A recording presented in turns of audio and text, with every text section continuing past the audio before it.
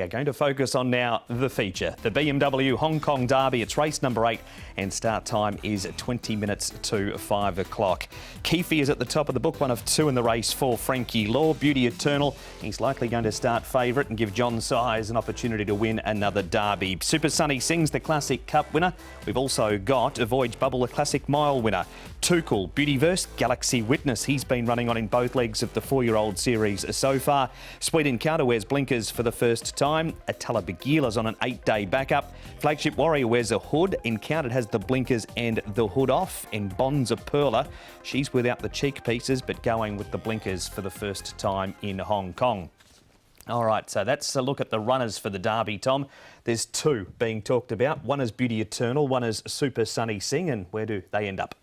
Yeah, well, Beauty Eternal is interesting because there's a little bit of alternate sort of pace sort of inside of him. The likes of Voyage Bubble, he's drawn out wider, but you've got Keefe who can certainly kick up from barrier number 5, of course, Beauty Eternal in 7, Super Sunny Sing 9, but you've got Sword Point and Gate 6 who can certainly go forward. Tuchel can race forward to Paul, and Sweet Encounter, he can be a little bit iffy away, but he's another one that can potentially kick up, and then you've got Encountered to his outside. Yeah, which likes to come out. So the other option is if Keefe gets in behind Voyage Bubble, then Beauty Eternal can be where Keefe is, and he can be a lot more handier if he goes forward. But if he goes forward and then Keefe stays outside, there's the option that he could be 3 wide. So it's a little 7 is a little bit tricky. Not 7 itself, but the pace underneath him makes it a bit tricky, I think, with the likes of Keefe, Sword Point, Tuchel and Sweet Encounter. Will Tuchel let Keefe cross him, or will he kick up from barrier 1? There's a whole lot of different scenarios here. Are we sold on Voyage Bubble leading from 14? Well, he's led over 1,200 before, so he's got the pace to get across there, and that's his running style. He won the 1,600 metres, you know, the Classic Mile by leading.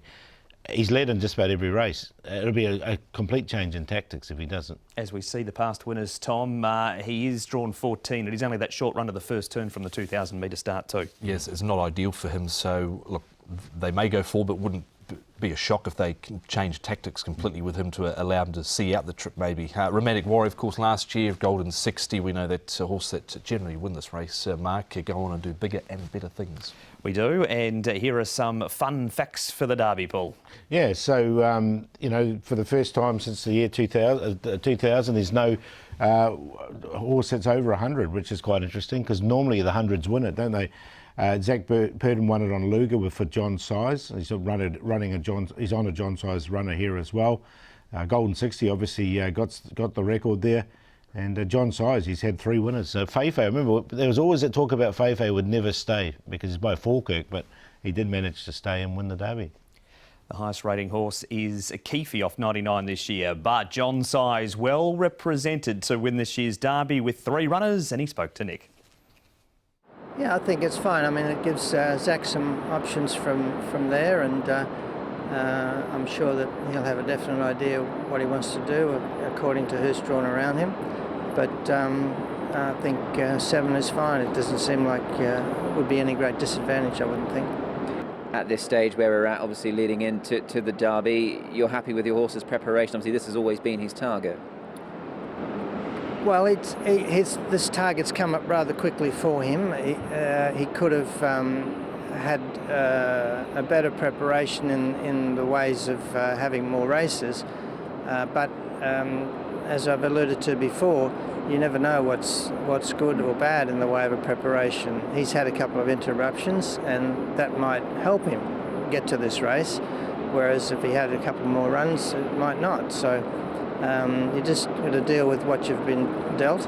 And at this point, I'm happy to go into the race. The horse seems in pretty good order. He hasn't changed much since his last race. He handled that quite okay, which means his rating should improve at his next start. And maybe that's all he needs to do to win the race. He's joined by a couple of stablemates, John.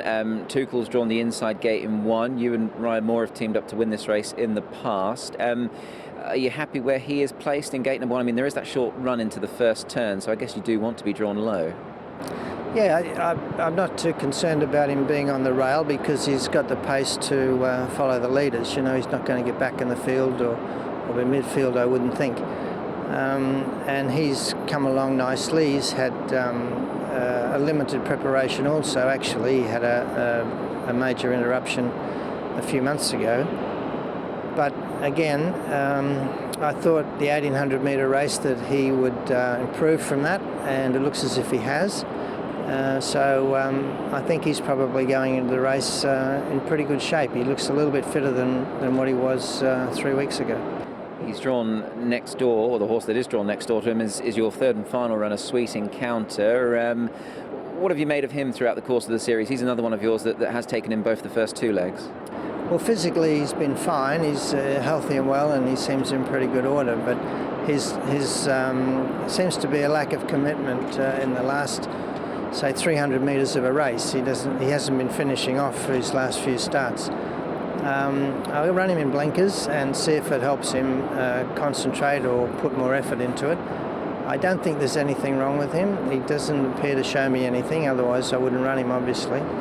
But we're hoping that with a little bit of gear, as far as the blinkers is concerned, he might give a bit more effort. And we've seen him run 1800 metres in which he's led and looked like a stayer. So the fact that he's in the race, we should give him an opportunity. Of the three, though, Paul, there's only one of John Si's runners which is all the talk, and that is Beauty Eternal. Here he is winning. This was over the 1600 metres last time. We're yet to actually see Zach let him go, aren't we? No, he's just been so impressive, isn't he? He's come up against the older horses and he's beaten the older horses nicely. He's going for the grades. As John said, he's only had limited starts, so he's only had the 5 starts in total. Did miss that one run, but look, the way he races and the way he sort of really stretches out. He's got a Savabeel dam size, so that's going to help him. Obviously, there's been a few things happening. He missed a run with lameness. He missed a run when he got loose. 2,000 metres. Will he see the 2,000 metres out? If he does, he's going to be a massive chance. And the 2,000 metre start point mark, it's right in front of the grandstands, and there'll be a massive crowd at Sha Tin, and that could upset a few as well. That's something we haven't seen, a crowd for a derby, but as you said, Tom, that's going to be the case tomorrow. There'll be plenty there. Yeah, and Super Sunny Singh, he's played up in the gates before as well, so that could be another factor that you need to take into account. But arguably he should be 5 from 5, but Paulie's 4 from 5. Yeah, just unlucky in that other one. Super Sunny Singh is the other one, obviously, you just talked about as well. I mean, his pedigree's, Beauty Eternal's pedigree is a lot better for the derby than Super Sunny Singh's. Well, here is the Classic Cup that Super Sunny Singh won, and there he is there. This is going to look like an archery range in a minute because we've got Sword Point up outside the leader. Galaxy Witness, he's back in the field but been making good ground. Tuchel drawn to get another very good run from barrier 1. Flagship Warrior back. Then we've got the leader, Voyage Bubble. He's drawn barrier 14. We've got Bonza Perla with that gear change. She's midfield. Sweet Encounter struggled a little bit in the 4-year-old series.